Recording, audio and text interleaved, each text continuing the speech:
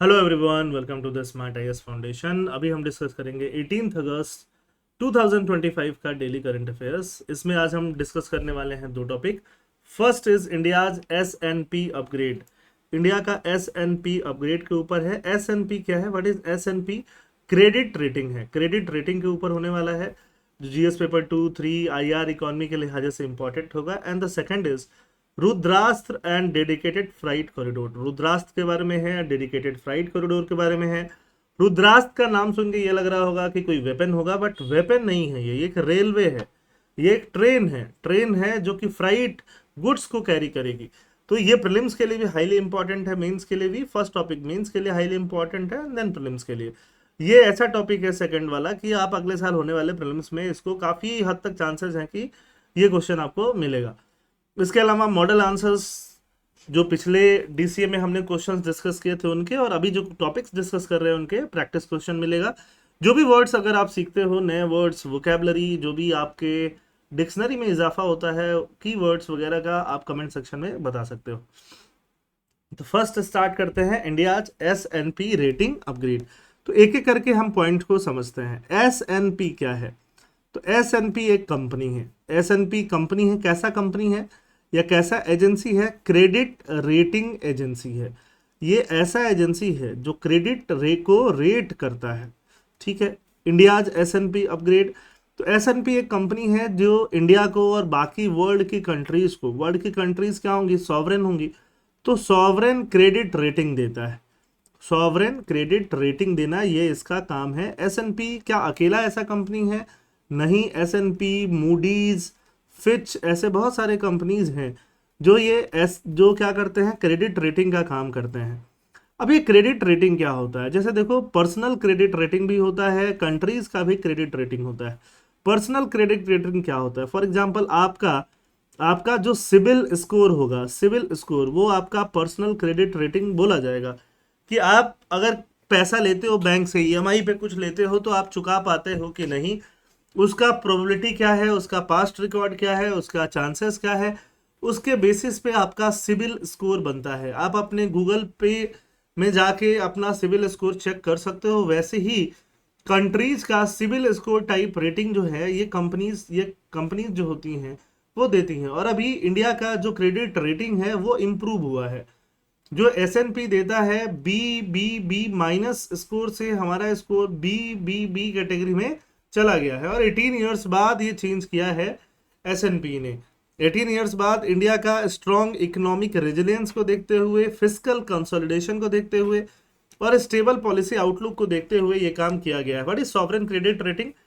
It refers to an independent evaluation of a country's credit worthiness and seek to quantify issuer's ability to meet debt obligation। यहाँ quantify करने की कोशिश करती है किसी भी कंट्री का क्रेडिट वर्दिनेस। क्रेडिट वर्दिनेस मतलब कंट्री कितना क्रेडिट लेने लायक है, उस पर कितने लोग अपना, कितने बैंक्स लोन दे सकते हैं, और क्या कंट्री वो पैसा वापस करेगी कि नहीं करेगी।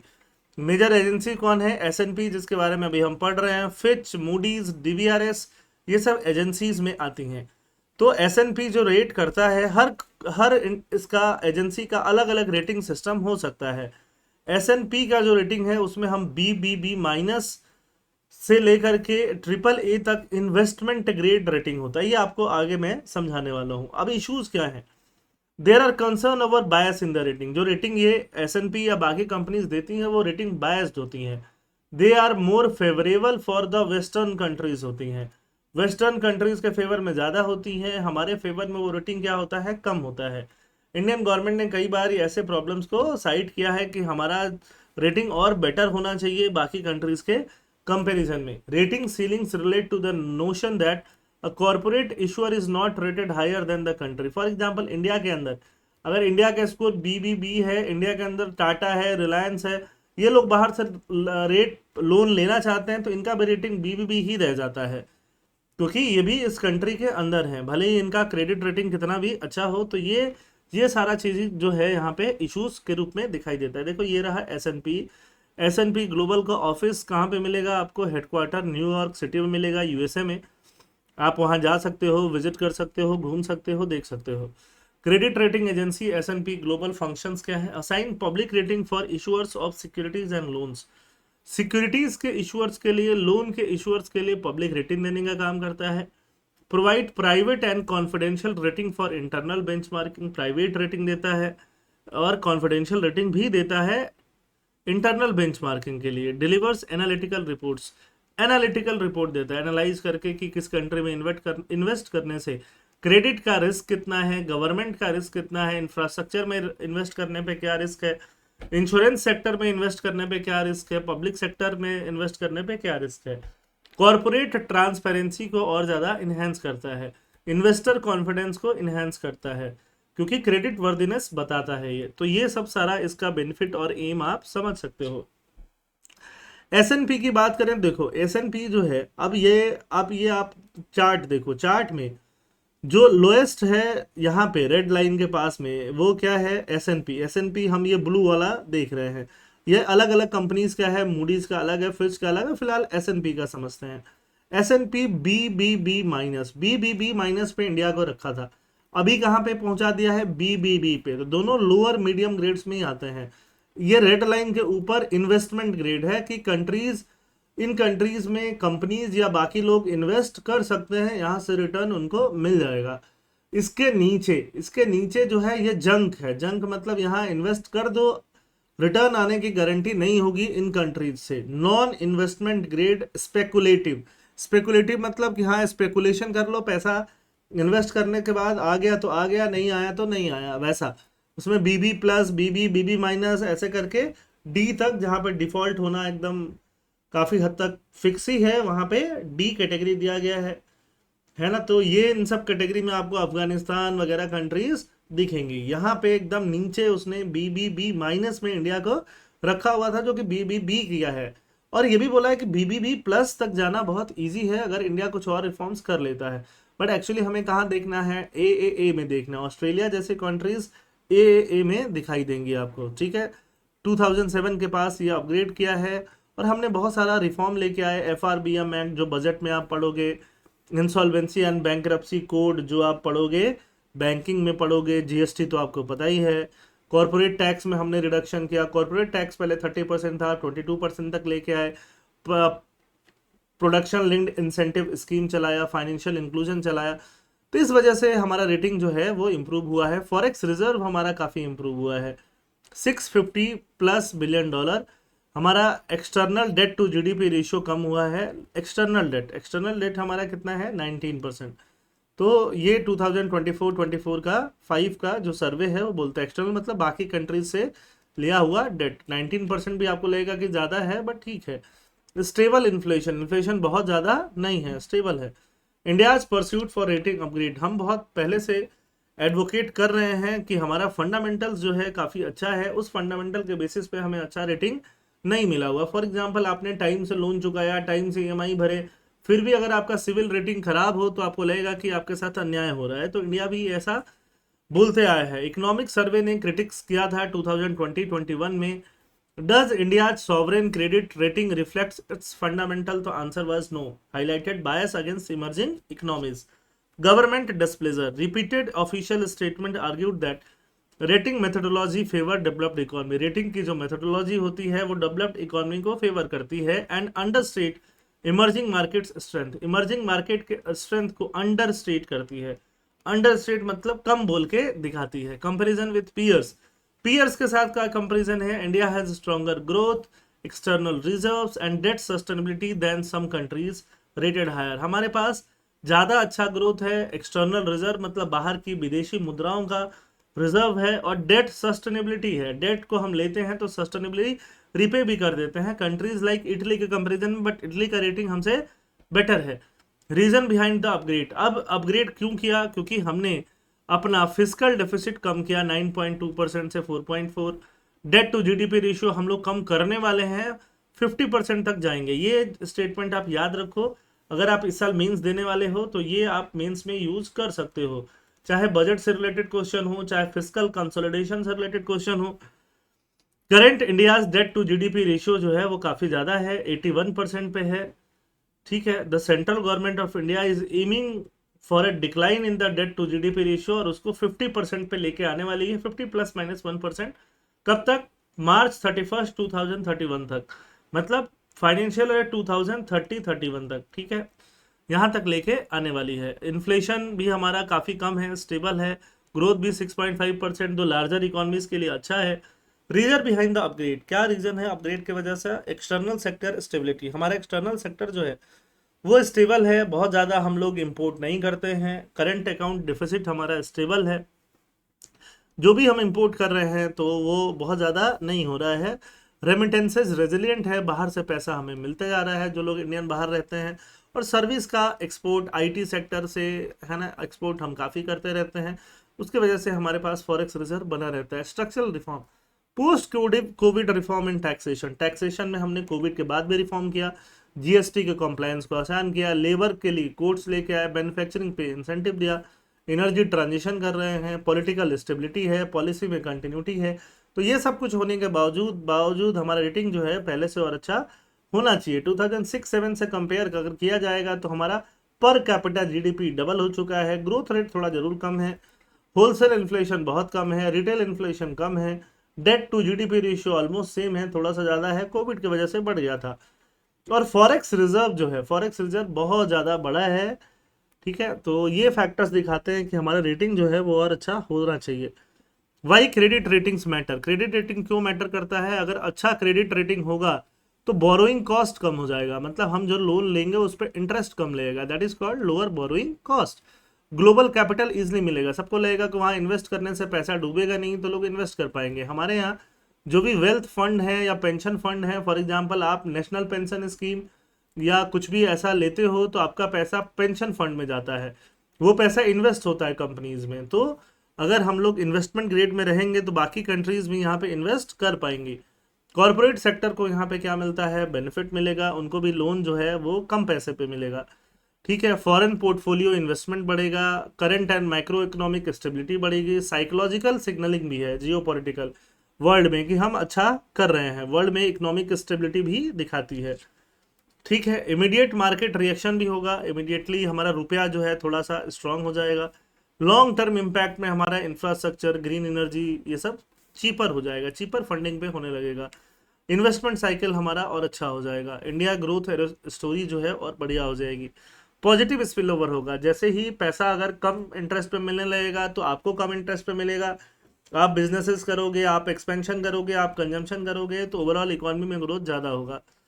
Benchmarking against peers, India now in the same league as Mexico, Indonesia, Greece, हम इस सेम लीग में ही हैं।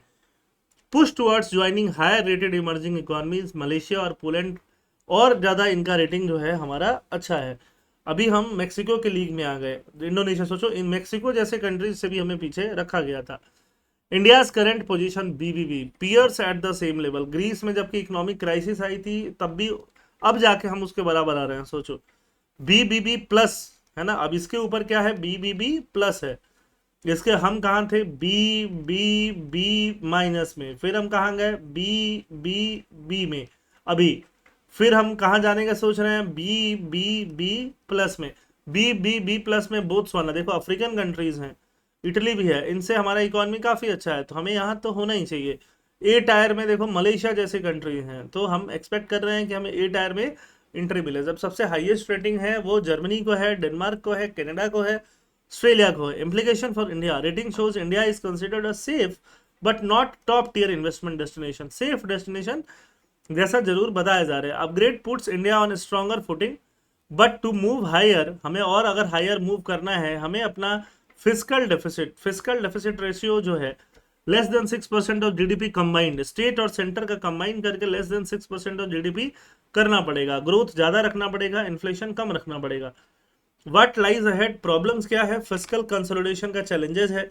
S&P said that it may further raise India's rating if the fiscal deficit of the center and state falls below 6% of GDP on a structural basis. Current trajectory क्या है? 7.8% से 6.6% will be a tough task. अब देखो ये क्या है? ये centre और स्टेट दोनों मिला के अभी हमारा जो फिस्कल डेफिसिट है, फिस्कल डेफिसिट क्या होता है? फिस्कल डेफिसिट मतलब जितना गवर्नमेंट डेफिसिट में जाती है ओवरऑल, जितना बोरोइंग करती है, लोन लेती है, उसका परसेंटेज निकालें तो क्या बनता है, फिस्कल डेफिसिट। ठीक है, सेंट्रल और स्टेट गवर्नमेंट मिला के 7.8% चल रहा है, उसको 6.6 तक लेके आना है। 6 के नीचे लेके आएंगे तो बी प्लस रेटिंग अपग्रेड हो जाएगा। स्टेट फाइनेंसेस वीक है हमारे, पंजाब वेस्ट बंगाल बहुत ज़्यादा बोरो करते हैं। ग्रोथ काफ़ी चाहिए, 6-7% का तो मिनिमम ग्रोथ चाहिए ही चाहिए। इन्फ्लेशन का रिस्क बना रहता है, कब क्रूड ऑयल का प्राइस बढ़ जाएगा, कब वॉर की वजह से, किस चीज़ की वजह से, पता ही नहीं रहता। Global rating methodology bias, despite strong fundamentals, India is still only at BBB. Moving to A grade needs sustain reform. अगर हमें A पे जाना है तो रिफॉर्म और ज़्यादा सस्टेन होना पड़ेगा। नेक्स्ट अपग्रेड पॉसिबिलिटी क्या है, could move to BBB plus अगर हमारा फिजिकल डेफिसिट 6% से कम हो, ग्रोथ कंटिन्यूस हो, इन्फ्लेशन स्टेबल रहे, है ना, इंस्टीट्यूशनल रिफॉर्म्स और ज़्यादा हम लोग करते रहे। Topic number 2, Rudrastra and dedicated freight corridor. Rudrastra नाम सुन के आपको लग रहा है वेपन है, बट वेपन नहीं है, ट्रेन है। कैसा ट्रेन है, फ्राइट ट्रेन है। ये देखो जरूर प्रीलिम्स में पूछे जाने की हाई प्रोबेबिलिटी है इसका। ठीक है, टोटल लेंथ कितना है, 4.5 किलोमीटर, एक प्लेटफॉर्म, एक स्टेशन से दूसरा स्टेशन, है ना। कई बार एक दो स्टेशन के बीच की डिस्टेंस होती है 4.5 किलोमीटर।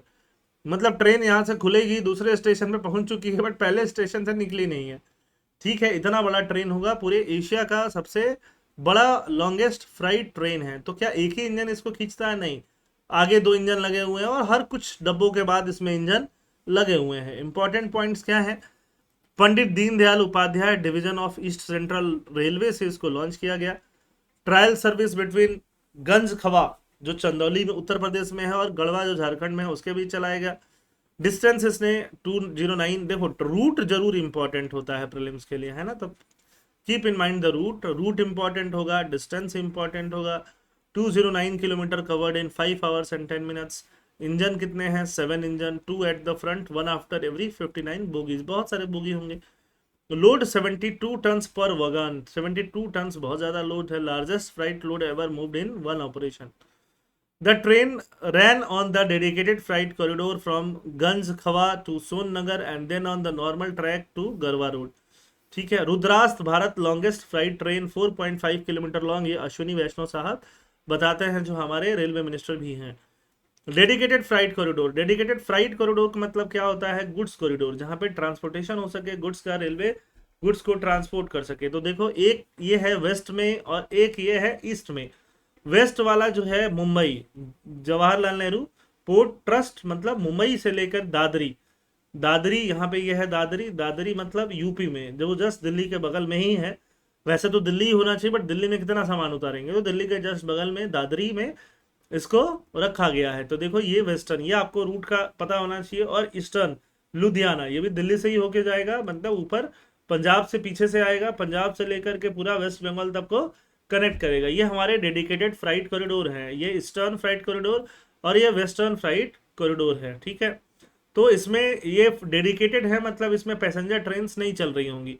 डेडिकेटेड में सिर्फ गुड्स ट्रेन, तो बार बार इनको हॉल्ट पे रुकना नहीं पड़ता होगा, इनका एवरेज स्पीड कम नहीं होता होगा, इनको टाइम अच्छे से यूटिलाइज हो पाता है, उनका सीमलेस इंटीग्रेशन और ज़्यादा डेडिकेटेड फ्राइट कॉरिडोर का करना है। ठीक है, डेडिकेटेड फ्राइट कॉरिडोर के बारे में मैंने आपको बता दिया। It start from Sahnewal Ludhiana in Punjab and ends in Dankuni in West Bengal. ये कौन सा है, डेडिकेटेड फ्राइट कॉरिडोर ईस्ट के बारे में बात हो रही है ना। Coal mines, thermal power plant सबको कनेक्ट करता है। वर्ल्ड बैंक का फंडिंग भी यहाँ पे है। 351 kilometre long new Bhaupur new Khurja section भी यहाँ पे कंप्लीट हो रहा है, जिससे ट्रेन का जो एवरेज स्पीड होगा 25 से 75, मतलब और ज़्यादा बढ़ जाएगा। वेस्टर्न कॉरिडोर भी है। वेस्टर्न कॉरिडोर आपको जवाहरलाल नेहरू पोस्ट ट्रस्ट मुंबई से दादरी, दादरी यूपी में जो दिल्ली के पास है वहाँ तक जाता है। ठीक है, दादरी और खुर्जा अंडर कंस्ट्रक्शन है। तो डेडिकेटेड फ्राइट कॉरिडोर जितना आएगा, है ना, ट्रैफिक बर्डन जो है फ्राइट ट्रैफिक का कम होते जाएगा, रेलवे का डिले कम होगा, रेलवे का एफिशिएंसी बढ़ेगा, रेलवे ट्रांसपोर्ट में अच्छा काम करेगा, रेलवे का प्रॉफिटेबिलिटी बढ़ेगा, इकोनॉमिक एफिशिएंसी भी बढ़ेगा। Dedicated freight corridor contribution, reduction in logistics cost. DFC have reduced freight cost in transit time. Dedicated freight corridor से टाइम कम हो जाएगा, ट्रांजिट टाइम कम हो जाएगा, कमोडिटी का प्राइस भी 0.5% तक कम हो जाएगा। रेलवे का रेवेन्यू ग्रोथ भी इससे 2.94% तक बढ़ेगा। रेवेन्यू बढ़ेगा तो प्रॉफिटेबिलिटी भी बढ़ेगा। ठीक है, boost to export import, export import में भी बूस्ट आएगा। Dedicated freight corridor contribution decongestion में काम आएगा. Around 70% of the freight train currently running on the Indian railway network are slated to shift to the freight corridor, leaving the paths open for more passenger train. Employment and investment. Construction and operation of DFC have generated jobs and attracted investment, directly contributing to economic growth and activity and growth. Punctuality भी railway का और ज़्यादा better होगा. ठीक है. DFCCIL जो है अलग से एक स्पेशल पर्पस व्हीकल बनाया गया है, अलग से एक PSU बनाया गया है. ये PSU का काम क्या है? डेडिकेटेड फ्राइट कॉरिडोर बनवाना, उनका प्रोजेक्ट पे कंप्लीट करना. 3306 किलोमीटर DFCs बनाया जा चुका है. ठीक है, तो ये हो गया आज के दोनों टॉपिक्स. अब हम बात करते हैं, लास्ट क्लास में मैंने केस स्टडी दिया था. इस केस स्टडी जो भी एथिक्स पढ़ चुके हैं, एथिक्स पढ़ रहे हैं, वो लोग इस केस स्टडी को एड्रेस कर सकते हैं. You are the municipal commissioner of Guwahati, where over 500 dog bite cases, mostly involving children, have been reported in the past 3 months. Residents demand immediate removal of all stray dogs, citing safety and health risks, while animal welfare NGO warn that removal without prior sterilization and vaccination violates the Animal Birth Control Rule under the Prevention of Cruelty to Animal Act 1960 and threaten legal action. ठीक है. The media debate is intense. Elected representatives are pressuring for quick action and the state health department has flagged rabies risk. तो ये देखो, दिल्ली में जो supreme court ने decision लिया है वो वैसा ही ये केस गुवाहाटी के लिए केस स्टडी बनाया गया है ना. तो यहाँ पे बताइए कि आप इस कॉन्फ्लिक्ट को कैसे एड्रेस कीजिएगा. तो अब ये पूरा केस है. केस में आप पहले क्या बता दोगे? इंट्रोडक्शन में बता दोगे कि आपको डॉग बाइट भी है, पब्लिक सेफ्टी का भी ख्याल रखना है, एनिमल वेलफेयर का भी रखना है. एथिकली आपको यूटिलिटेरियन गोल्स को भी मैक्सिमाइज करना है, डिओंटोलॉजिकल ड्यूटीज को भी अपहोल्ड करना है और वर्चू एथिक्स को भी वैल्यू करना है. स्टेक होल्डर क्या क्या इन्वॉल्व रहेंगे? Residents, children, victims, animal welfare, municipal authority. जो लोग एथिक्स पढ़ रहे हैं उनको ज़्यादा समझ में आ रहा होगा. एथिकल इश्यूज क्या इन्वॉल्व होगा? Right to life versus right to human treatment, public health obligation versus legal compliance, urgency versus due process, short term safety versus long term sustainability, governance trust versus stakeholder conflict. ये सब कुछ ethical issue यहाँ पे involved रहेगा. Steps to address the conflict. क्या क्या step है? Immediate containment and public safety. Immediate containment and public safety पे ख्याल होना चाहिए. Legal compliance, health measures, ये सब इसमें डेटा के साथ गोवा का एग्जाम्पल वगैरह है ना. कम्युनिटी और स्टेक होल्डर का एंगेजमेंट करें, लॉन्ग टर्म रिफॉर्म्स किया जाए. ठीक है. जस्टिफिकेशन फॉर अप्रोच क्या है? यूटिलिटेरियन अप्रोच भी है, डिओंटोलॉजिकल है, वर्चू एथिक्स है, राइट बेस्ड एथिक्स है. ये सब जस्टिफिकेशन ऑफ अप्रोच में हम लोग लिख सकते हैं. लास्ट में कंक्लूजन कैन बी रिटन. ठीक. तो आज और सेकंड क्वेश्चन क्या था? ऑपरेशन फाल्कन पे. Operation falcon anti poaching measures था राइनोज को लेके. तो इस पे आपकी अचीवमेंट, लीगल मेजर्स, उसके अलावा कम्युनिटी बेस्ड इनिशिएटिव, ये सब लिख सकते हो. और मॉडल आंसर थर्ड जो सैटेलाइट इंटरनेट के बारे में था, इंट्रोडक्शन सैटेलाइट इंटरनेट के बारे में. और यहाँ पे आप मैप वगैरह भी, फिगर वगैरह भी बना सकते हो, जो मैंने मॉडल आंसर में नहीं बनाया है. ठीक है. फिर आप यहाँ पे आज के जो टॉपिक्स हैं उस पर मेंस प्रैक्टिस क्वेश्चन है. Economic credibility in the global financial order is as important as growth at home. Critically analyse this statement with reference to India's recent credit rating upgrade. India का recent credit rating upgrade की वजह से आपको इसको analyse करो. Mains practice question 2, discuss how the dedicated freight corridor can enhance India's logistic efficiency and competitiveness. ये question number 2. ठीक. तो आई होप आपको टॉपिक समझ में आए होंगे. थैंक यू एंड जय हिंद.